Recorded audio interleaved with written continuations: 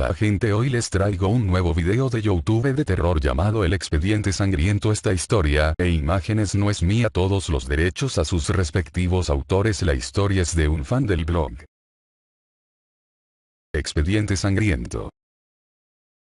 Expediente Sangriento es la historia de un asesino en serie y sádico psicópata que ha estado causando perturbación, horror y pesadilla entre los detectives que investigaban sus crímenes y desesperaban al no tener un buen resultado de la investigación. Su nombre era Leroy Yanes, un joven de Caracas, Venezuela, que denunció a los 10 años de edad junto con su madre, los abusos y torturas psicológicas que tuvo que sufrir a manos de su padre. Su mamá también participó, aprovechando para confesar que ella también sufría de violencia doméstica por parte de su esposo. Una vez que se llevaron preso al marido y padre del niño, ellos se mudaron a la casa del tío del Leroy, que quedaba en una quinta en Chacao. Al llegar, las cosas habían estado muy bien, ellos solo se quedarían ahí hasta que su mamá vendiera la otra casa y guardara el dinero para comprar una más adecuada. Sin embargo, al pasar los días Leroy desarrollaba instintos homicidas, comenzando por secuestrar y asesinar a los gatos de los vecinos cercanos en la comunidad. Un día, cuando su mamá arreglaba su habitación, se quedó sorprendida y aterrada al encontrar los órganos de más de 10 gatos guardados en una caja grande dentro del fondo del armario. Fue por eso que ella lo llevó a recibir terapias psicológicas y psiquiátricas, para que la situación no empeorara. A los 15 años de edad lo inscribieron en un parasistema, por repetir 3 veces el primer año del liceo a causa de su conducta y pelear siempre con los compañeros de clase en el recreo, llegando a dejar en estado de coma a más de uno. A medida que le iba bien en el parasistema, ya con un buen amigo y con su novia, los problemas comenzaron con un grupo de 5 bravucones. 3 chicos y 2 chicas que comenzaron a acosar a su amigo y a la novia. Un día, Leroy faltó a clases y a la mañana siguiente, descubrió que su novia y su amigo habían sido retirados del plantel por culpa de los acosos y los golpes que recibían de los bravucones. Casualmente el día en que Leroy faltó, él, enfadado, pensó en una venganza para hacerlos pagar por lo que habían hecho. De pronto tuvo una idea y se dispuso a ponerla en práctica. Ese viernes habló con los bravucones para invitarlos a una fiesta, cosa a la que no se pudieron resistir, aceptando su invitación. Leroy les dijo que pasaría a buscarlos a las 7 de la noche, dentro de la plaza para llevarlos a la celebración. A la hora de recogerlos y una vez que todos estuvieron dentro del vehículo, Leroy les convidó unos cigarros que había dejado ahí. Los jóvenes tomaron cada uno, una caja de cigarrillos y comenzaron a fumar, perdiendo el conocimiento al terminarse el primer cigarro. Leroy condujo hasta un extraño almacén. Dentro, Leroy subió al líder de la pandilla, a su novia y su mejor amigo a unas camillas, atándolos de los pies y de las manos, mientras que a la chica y al otro chico restantes los amarró en un par de sillas. Cuando los chicos de las camillas despertaron, vieron a Leroy riéndose y le pidieron que lo soltara. Él, callado y riendo, tomó una navaja y empezó a cortarle las arterias de las piernas al líder del grupo, para continuar haciendo una serie de cortadas en la cintura provocando que su dolor aumentara. El muchacho gritó mientras Leroy reía, disfrutando con su sufrimiento. Para terminar, cortó las arterias de los brazos y luego lo destripó, cogiendo sus órganos y colocándolos en su cara, para filmar la escena de manera totalmente sangrienta. Feliz con su homicidio, repitió el procedimiento con la novia de aquel joven y su amigo.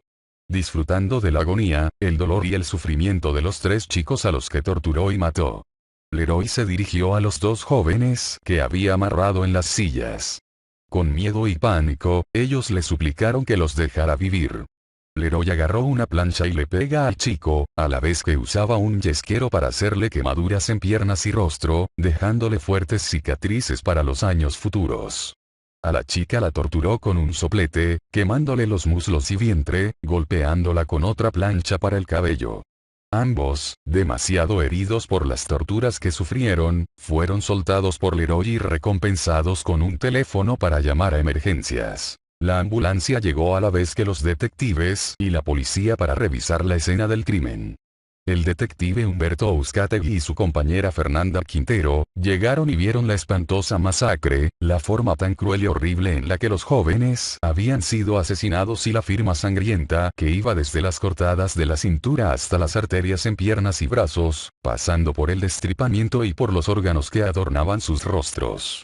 Ese montaje fue lo que perturbó a los investigadores. A medida que pasaron los días y las semanas y los meses, ambos encontraron otra escena del crimen que coincidía con el modus operandi del héroe. La diferencia era que a la víctima le habían desfigurado la cara, antes de dejar los órganos encima. Leroy era alto y estaba en forma, le gustaba dejar a sus víctimas en los basureros para provocar miedo, mientras que los detectives no encontraban ningún rastro de evidencia para dar con el autor de los crímenes. A medida que los asesinatos aumentaban, en su mayoría con estudiantes, los policías se habían visto obligados a formar un expediente que nombraron como Expediente Sangriento, cuyos crímenes no habían sido resueltos. A los 22 años de edad Leroy seguía cometiendo crímenes, siendo un chico independiente y expandiéndose a otros estados del país para despistar a las autoridades.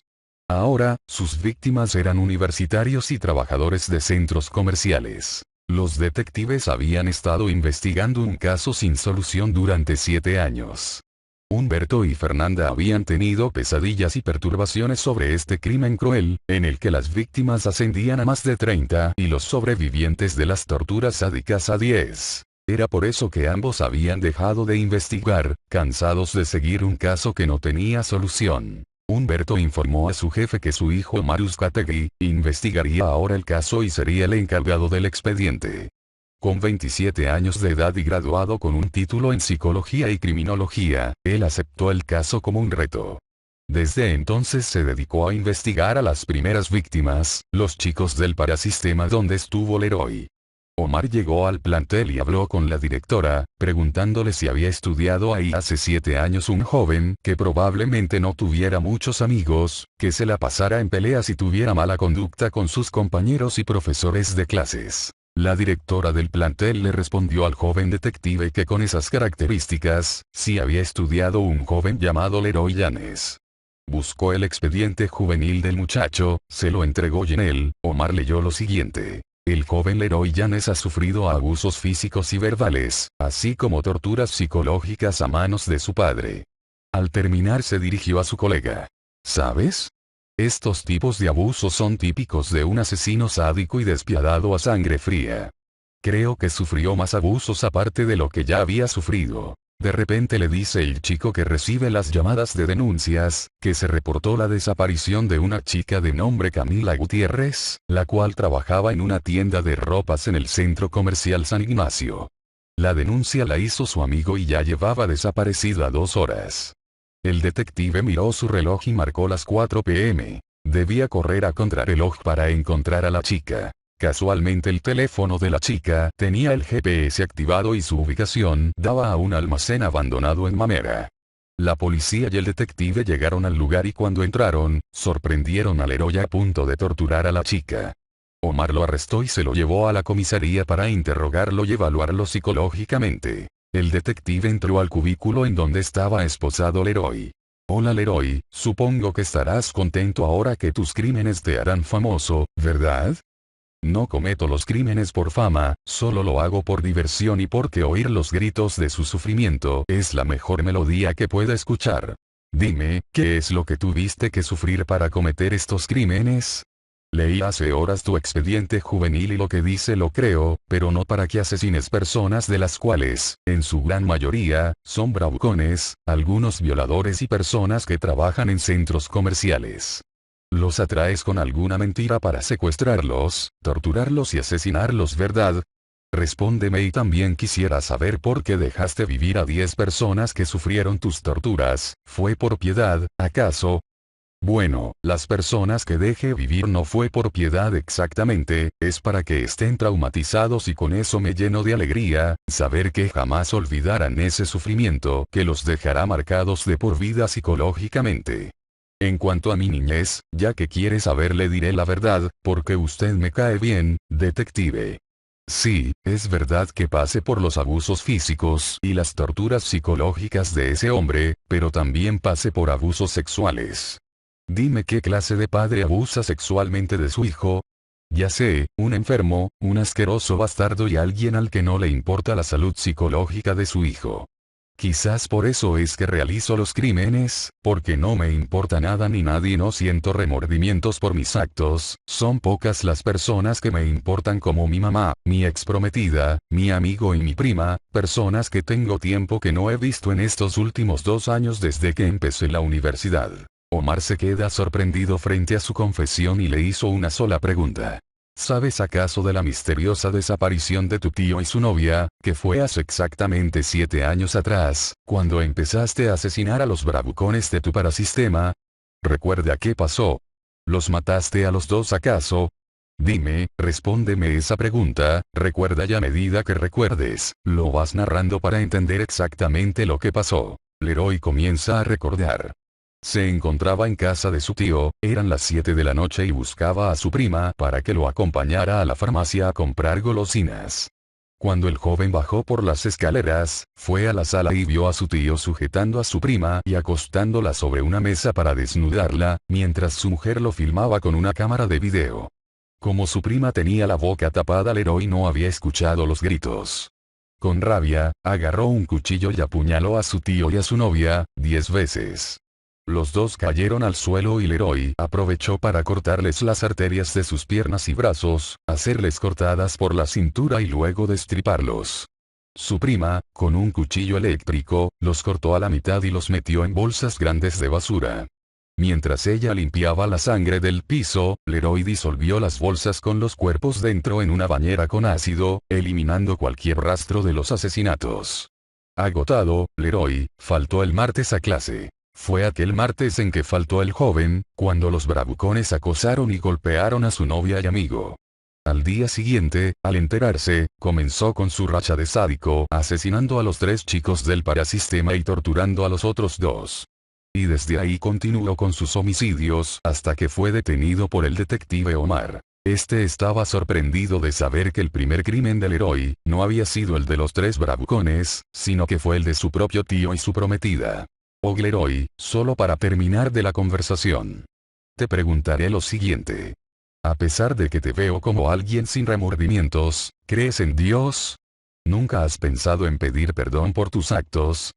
No creo en Dios, pero no niego su existencia y sé que Dios existe en la inocencia de cada quien.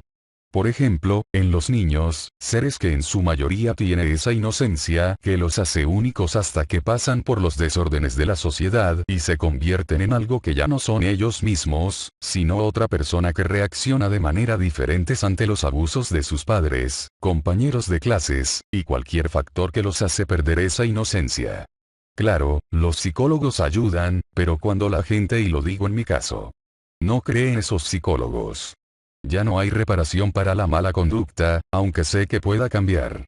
Al final me convertí en el ser humano al que la gente le tiene miedo, por culpas de los maltratos de un padre abusivo que me ha hecho daño físico y psicológico. Así que no pienso pedir perdón a Dios porque no estoy listo, sucederá cuando esté listo, pero por ahora no. Omar ya no tenía más nada que preguntarle y les dijo a los guardias que lo mandaran para la penitenciaría de Ramos Verde, donde estaría preso hasta que le dictaran sentencia. Leroy, ya trasladado a la penitenciaría y en su celda, recibió a una pareja de hermanos periodistas, un hombre y una mujer con síndrome de Asperger. Sus nombres eran Leticia Seara y Baltasar Seara, y realizaban documentales sobre asesinos seriales para luego transmitirlo en un programa de Investigation Discovery. Entraron a la celda con permiso del Leroy para hacerle una entrevista, en donde todo quedaría grabado para que los hermanos pudieran trabajar con su testimonio. Leticia fue la primera en hablarle al Leroy. Primero que nada, Leroy, buenas noches, espero que estés bien porque quisiera que me respondieras sobre cómo comenzaste con tus crímenes para un documental. Me llamo Leticia Seara y mi hermano se llama Baltasar Seara. ¿Podrías responderme por ejemplo hablándome de tu infancia?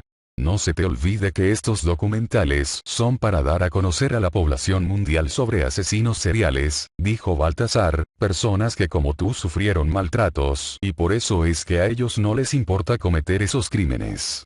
Por favor, solo dinos qué fue lo que te motivó para estos homicidios. Ustedes tienen síndrome de Asperger, ¿verdad? Sí, pero de todos modos ese no es el tema. Quiero que me digas qué fue lo malo que te pasó para que te convirtieras en alguien tan sádico y cruel con las personas. Leroy observó lo bella que se veía Leticia y cómo iba vestida. ¿Sabes? Entre todas las chicas con las que he estado, tú eres la única persona a la que no lastimaría, tu belleza es única y de verdad quisiera conocerte más. Baltasar se molestó con estas palabras. Oye, deja la falta de respeto, chico, no tienes que estar halagando a mi hermana. No te preocupes Baltasar, mejor salgamos de aquí y ya. Durante los años que estuve en el parasistema, traté a un chico con síndrome de Asperger, dijo Leroy, su nombre era Brian Vergara y mi ex prometida se llamaba Sabrina Velázquez. Le hablé desde el Facebook después de que terminé el parasistema y nunca le hice nada. Créeme querida Leticia, nunca te lastimaría y nunca le haría nada a tu hermano, después de todo ustedes son personas súper inteligentes y saben a lo que se atienen. Los hermanos se retiraron sin tener ninguna declaración para realizar el documental. Mientras tanto, el detective Omar llegaba a su casa feliz por resolver un caso que durante 7 años había estado aterrorizando a la ciudad de Caracas. 2 horas después de celebrar junto con una amiga, recibió una llamada de su jefe. Omar, hubo una fuga en la penitenciaría de Ramos Verde y se escaparon varios presos, incluyendo al Leroy. Se hizo una revisión en su casa, que queda en la parroquia del Paraíso, y se encontró un plano de la penitenciaría. Varios compañeros dicen que él manipuló a algunos de los presos para realizar la fuga. Omar, triste y sin nada que hacer, colgó la llamada y al otro día renunció a investigar el caso, comprando un pasaje para viajar a Estados Unidos. Una vez que terminó de establecerse en el país, recibió la videollamada de Carlos, un amigo que se fue a trabajar en el FBI como analista técnico. Oye, ¿por qué no vienes a trabajar en el FBI? Ahora no quiero saber de ningún caso, en Venezuela me tocó uno en el que, al final, el asesino se escapó y por eso me fui del país y renuncié a seguir investigando. Ah, el caso que ustedes nombraron como Expediente Sangriento. Hay un creepypasta de esa historia, dicen que si una persona está en un centro comercial hasta la noche, cazan a la víctima, la secuestran y luego la matan y la dejan en la basura de la manera más horrible. Sí, ya escuché sobre ese caso. Disculpa, pero tengo que colgar, luego te llamo. Luego de que Carlos se despidió de él, Omar recibió una llamada extraña vía Skype. Era Leroy quien lo está llamando. Hola Omar, ahora estás en Estados Unidos. ¿Cómo estás? Oye, tranquilo, no te preocupes, ahora puedes decirle a Carlos del FBI, que investigue los siguientes homicidios porque comenzaré a buscar nuevas víctimas. Recuerda, no te haré nada, solo quiero fastidiarte. Leroy cerró la llamada y Omar desesperado, llamó a Carlos. Carlos, gracias por responderme, mira, llamó Leroy, el asesino que tiene como sobrenombre Expediente Sangriento. Dijo que habrá nuevas víctimas, así que mantente alerta por si acaso. Tranquilo chamo, deja eso, estás perturbado pero ya pasará, ya deja de pensar en ese caso. Igual de todos modos cualquier cosa te aviso. Al pasar los días, Omar recibía fotos de cada asesinato cometido por Leroy y lo peor del caso era que el FBI investigaba estos crímenes donde tampoco se podía encontrar ninguna evidencia. Omar continúa teniendo pesadillas por ese caso que lo sigue y lo sigue. Con la diferencia de que ahora es en Estados Unidos y no en Venezuela. Espero que les haya gustado la historia, denle like y suscríbanse para más.